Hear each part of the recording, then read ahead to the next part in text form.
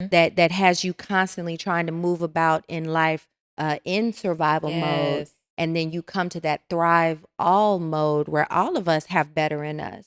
All of us have healthier in us.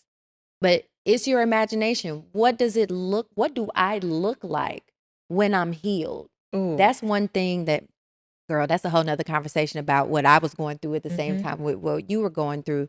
But I went to the ending first. I said, this world has so much trauma in it. We got 7 billion traumatized human creators running around the earth, experiencing psychological trauma, slaps left and right. How do we heal? What does a healthy world look like? Welcome to the I Am Worthy podcast, where we don't believe in choosing between this or that, but instead we are worthy of it all.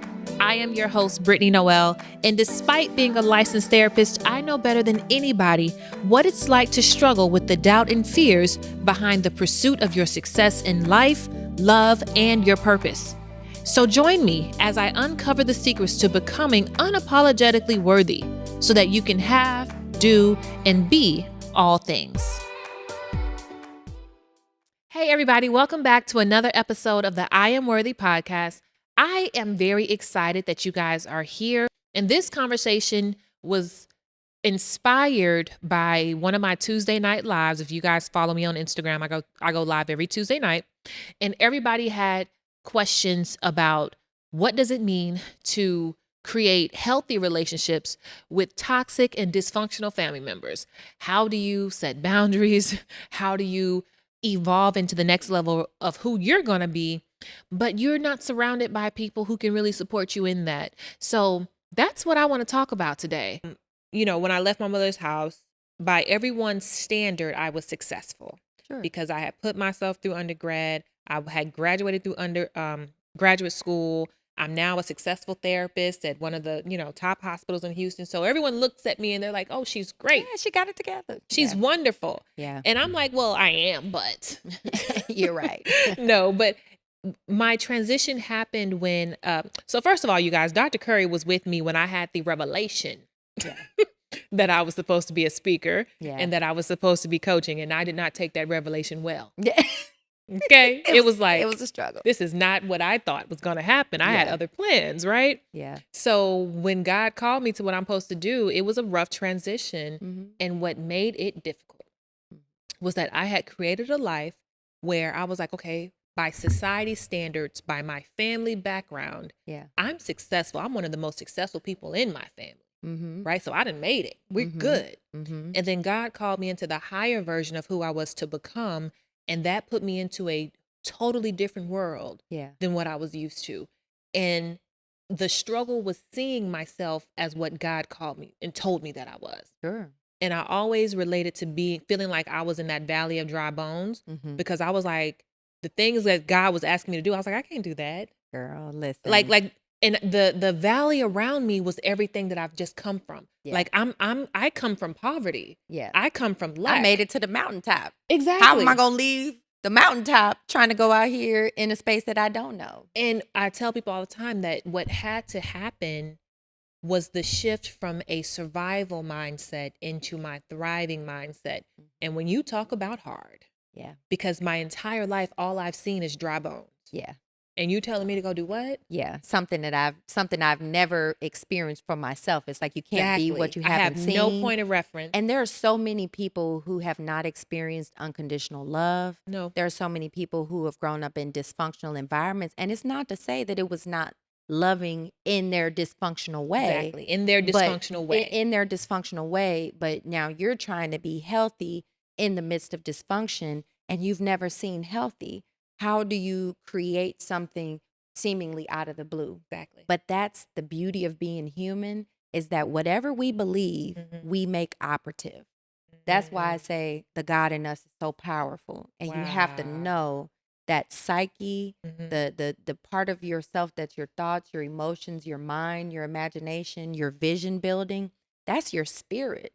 That's your spirit anatomy. And no matter what happens to you in life, it's there waiting for you to use it to your benefit.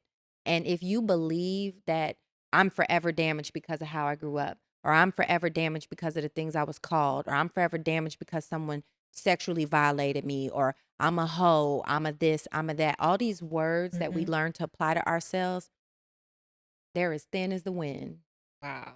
because they're only as powerful as your belief in them. Mm.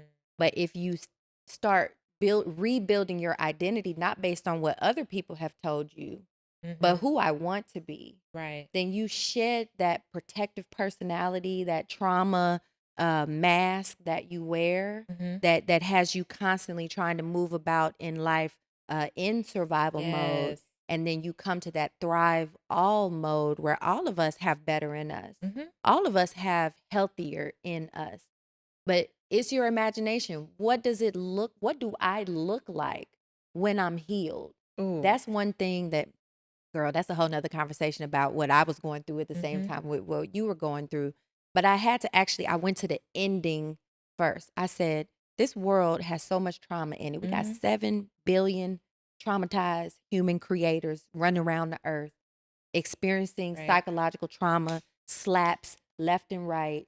How do we heal? What does a healthy world look like? What does a healthy society? What does a healthy individual look like? And it starts with education about yourself, your brain, your body, your behavior, and digging into your life and looking at your traumas. Girl, you could have knocked me over with a feather when I'm sitting in here, have treated thousands of people with trauma, and then realize, shit, I'm traumatized too. I'm looking back at my life like, dang, I went through parents who had a divorce and custody battles, and I went through having lack and growing family, growing financially, but being the only Black kid in a mostly predominantly white environment, and all the other things that being an African American woman, racism and sexism, and all of the things that shaped the way that I had made choices and decisions. And I was like, dang, they ain't taught us shit about how powerful our emotions are and how much they affect the way that we make choices and make our decisions. So then it was me having to go back and say, who does Dr. Alauna want to be? Absolutely. And how do I want to interact? I don't want to go off on people. I don't want to be damaging people with my words when I know that I can help heal them. How do I pull myself in so that I have control over this animal? And then I don't have to worry about these other people that I don't have control over. Exactly. As long as I have control over me, me, then I know I can keep myself Right. peaceful. I can keep my mind joyful. I can operate in gratitude. And I can do radical acceptance. Accepting people for who they are. Right. Understanding where they're coming from and why they're messed up. And it give me so much peace. Absolutely. Because I look at other folks and I be like, oh, you still primitive, huh? You know, you still that's what we're doing today. But it doesn't have to pull me into it Right. because I understand their programming goes far beyond this little superficial interaction with me. Really, and really for me, I love that you said the protective personality, because when I'm standing in my valley of dry bones, that was the first thing I had to give up. And that was when I had coined 2020 my year of transparency. Yeah. Because I knew that when I'm sitting on the couch with my therapist and they say, oh, now you're finally being real. Yeah. And I'm like, I'm sorry, what? Yeah. I thought I was being real the I whole was being time. real. Yeah. They're No. like, no, we on session There's- 6 and you're just now showing up. Yeah. And I'm like, no, I've been here. And they were like, no, you physically you have been here. Right. But mentally and emotionally, you blocked me out and not even realizing All it. is well. Right. Right. I'm like, I'm wonderful. How are you? Absolutely. What's going on? And that is I think the beauty of understanding that you live long enough, you're going to experience psychological trauma. It can remove the stigma that we have about having struggles or mental health challenges or emotional roller coasters, because we all get slapped sometimes by life and by society and by our experiences. So you can't get rid of trauma, but you can control how you allow it to change your beliefs. Exactly. And you can control what you tell yourself about your story. And a lot of us need to rewrite that story. And your change story. the words that we use on ourselves. I started with Yes. mirror work. Yes. Looking in the mirror and seeing myself outside of myself. Being able to say, okay, my version of myself hones in on all the things that I don't like about myself because I got this brain systems, this RAS, these parts of me that are going to draw my attention to the painful things, but I can adjust my perspective. I can adapt the way that I think about it, and I can allow other healthier ideas and tell them to myself until they become who I am and how I feel about myself. And rewriting your story is one, giving you permission to write it with you as the victor instead of the victim. Because I have to remind my clients, like, so you survived that, right? Right. Because we're so stuck in, well, this is what I went through. Yeah. Forgetting the fact this is what I survived. This is what I survived. Because what I went through makes me powerless. Right. What I survived makes me powerful. Sure. Right? And telling your story in a different way to yourself and to other people is going to help all those other people. I know so many people who are like, I feel like I'm alone. I feel like I'm crazy in what I'm going through. I feel like I'm trapped. But the reality is that if we were in a society that told the truth about our emotions, see, we've been taught to think that emotions are weak. They should be hidden. They should be ignored. You shouldn't have them at all. But the reality is that that's coming from a primitive, traumatized, patriarchal society that values physical strength over psychological strength. But the reality is that when you can be vulnerable, when you can express emotions, when you can communicate despite being in pain, but still wrestle out the words and the behaviors and the actions that are going to take you towards healing, man, there's no power like it. It's addictive. Absolutely. You're like, ooh, this peace, this feels so good. Girl, when I got my first, and when I tell you, when I moved away from my family and I left my last relationship, that was the first time that I actually experienced peace. Yeah. And when I tell you, it's addictive, but it's like, oh, I'm never. If you come in my life and think you're going to disrupt this peace over here. Yeah. You mean, because in my last relationship, I literally, and telling y'all, we should definitely talk about the symptoms of trauma. This conversation going for a while. Yeah. But because I couldn't sleep, I was taking sleep aids every night to go to sleep. And so when I finally got to the point where I'm sleeping like a baby with no problems, and I'm just like, oh no, I'm never losing sleep over anything or anybody ever again. Yeah. And so you become protective of your growth. Absolutely. And when we talk about self-identity, once you've created the identity of who you want to become, you have to draw boundaries to protect it. Absolutely. And what we, as a society, because we've ignored invisible things like emotions and boundaries and compassion and empathy, because we don't talk enough about these concepts, they've been run over, run roughshod, right? Like how many families do you see that really do have healthy boundaries? Yeah. Not a whole lot. Yeah. Especially in the African American community, because we're coming out of so much trauma. We're coming out of so much of a damaging era. But the good news is that you don't have to wait on anybody else to do your healing.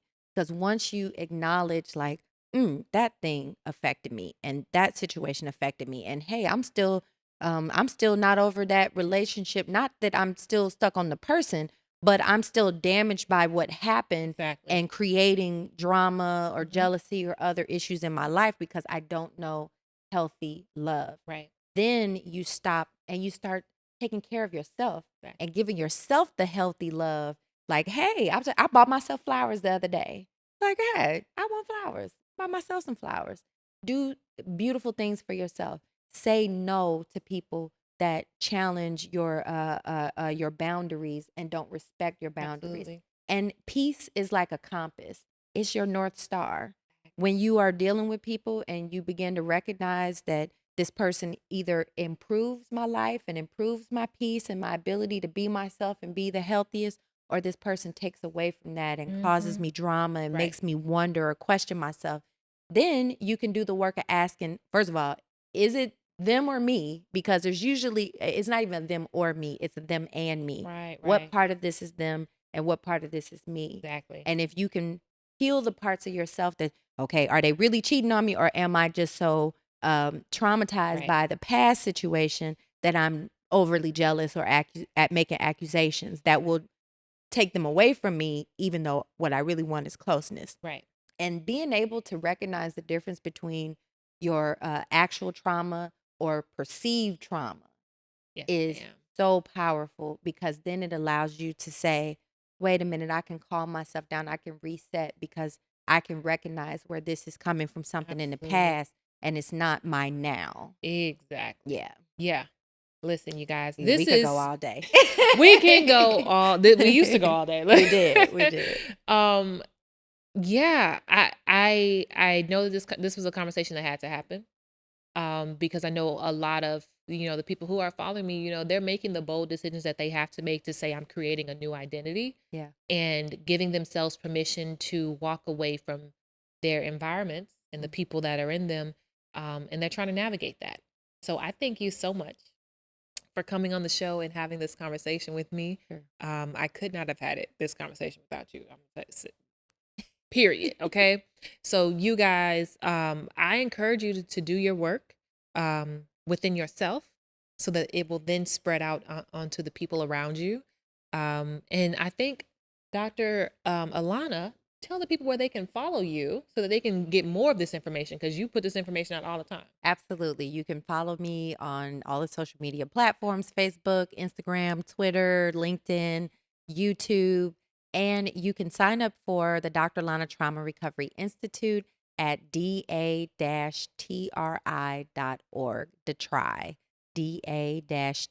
da-tri.org, where you can learn more about your brain, your body, your behavior, and how trauma impacts us all. But trauma hurts, empathy heals. Absolutely. And I always encourage my clients to go to her when I know that there's so much complex trauma that sometimes just going to the therapist doesn't cut it. Sometimes just going to, anything, a seminar, a podcast, that you really need the psychiatry component that's going to help you understand what's going on with you on a deeper level. Yes. So I thank you so much for coming. Thank you.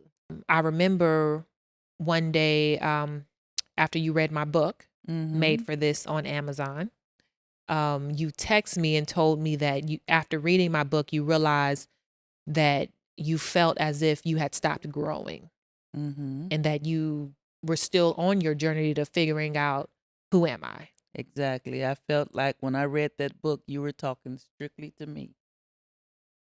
Well, I'm glad you felt that way, but I did. didn't. I know you wasn't, but it's like when I was reading that book, everything was just hitting so hard. And it's like God was just saying, a child shall lead. You're my child. A lot of my healing has come from watching you and listening to you. My healing started with you.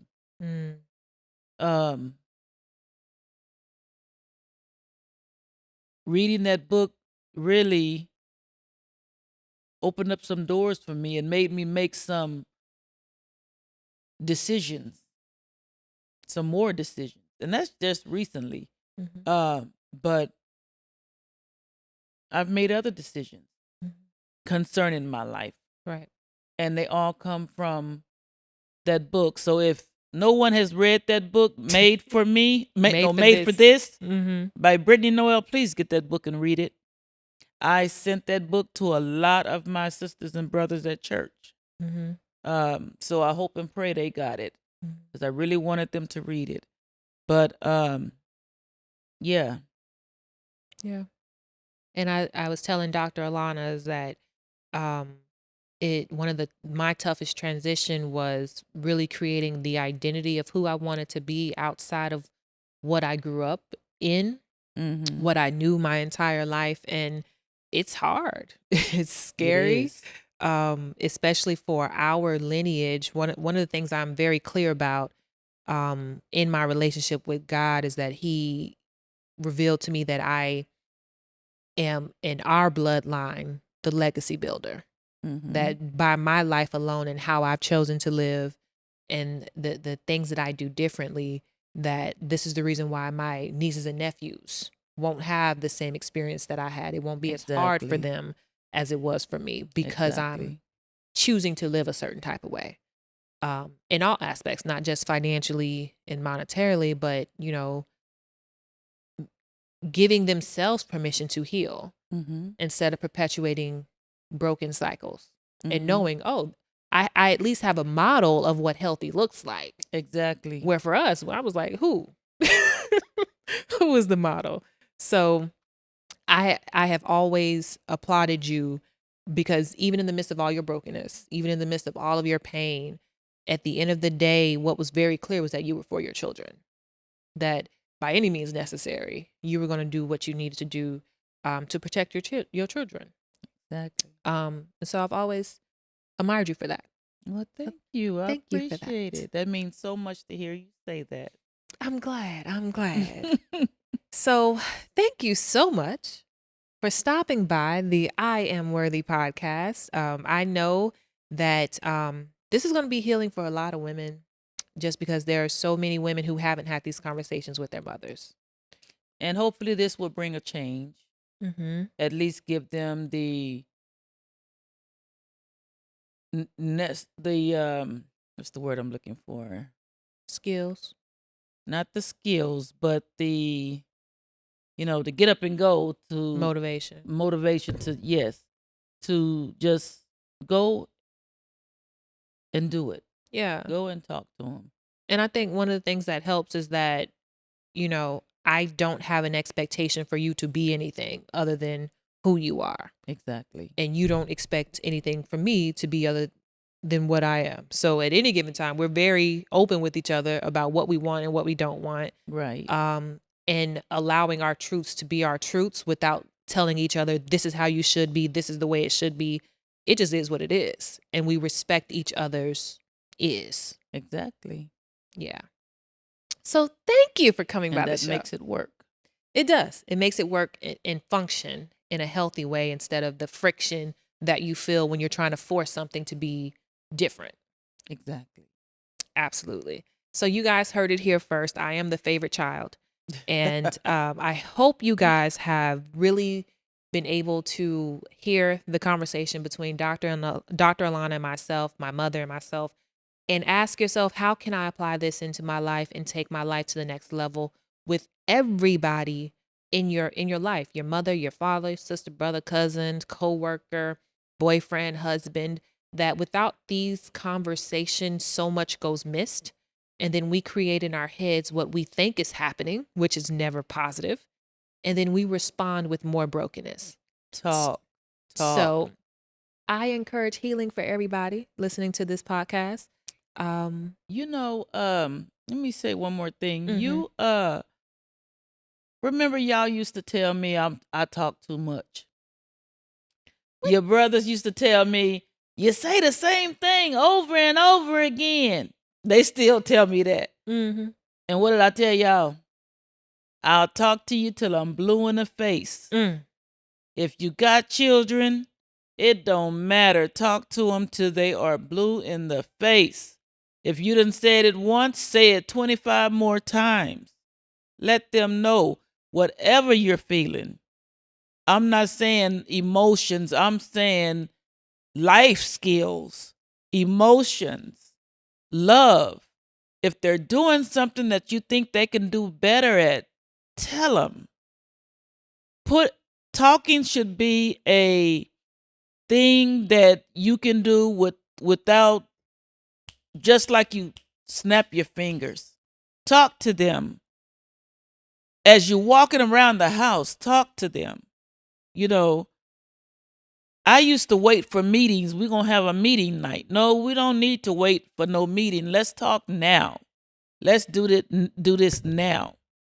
And my sons and my daughters would tell me, you say it over and over. And I tell them, you know what? And I'm going to say it because evidently you ain't getting it because you're doing the same thing. So one day when you're doing the same thing or you getting ready to mess up, you're going to hear my voice telling you something that you say I done been telling you over and over, and you're going to change. You're going to do something else and do the right thing.